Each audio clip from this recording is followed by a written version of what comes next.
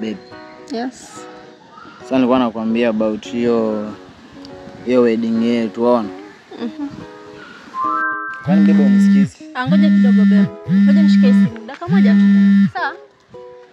Hello babe. Yeah. Yes. Niko tu kwa nyumba hata nimeboeka. Nilikuwa na watch movie fulani alafu ikaisha. Nikasema acha nilale. What? But babes, unajua tu mimi wanakupenda sana. Yeah, you are the only one. Mimi sina mtu mwingine na sijua tu hivyo.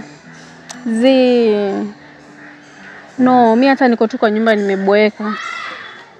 What? Uko around? Uko wapi to meet? Wanitumia Uber sasa hivi.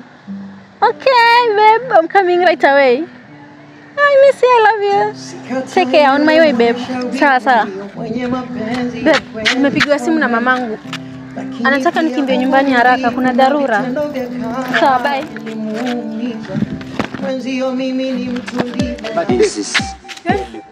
Babe, my mom is waiting. Who is that? Who is that?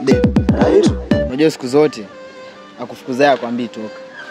Na ukiona umetoka kwenye maisha yangu, mimi siwezi kubegu baki na mimi. Maana wenda Mungu alipanga usiwe na mimi. Ni sawa, wewe nenda tu. Usienda kwa mama. Nenda kwa mama yako, sawa? Wewe nenda. Nilifosi penzi kwa mpita njia, nikateseka kufosi kukadia. Sikiliza mama, nimekuchoka kabisa, sikutaki. Babe, kwa nini? Hakuna cha beba hapa. Mimi nishakuchoka. Kwani nimefanya kosa gani? Hamna kosa ambalo umelifanya, lakini mimi kwa moyo wangu nahisi sifai kuwa na wewe. Mbona unapenda kufosi vitu? Mimi sitaki kuwa na wewe basi. So kwanza leo umenichoka. Mimi hivyo tu.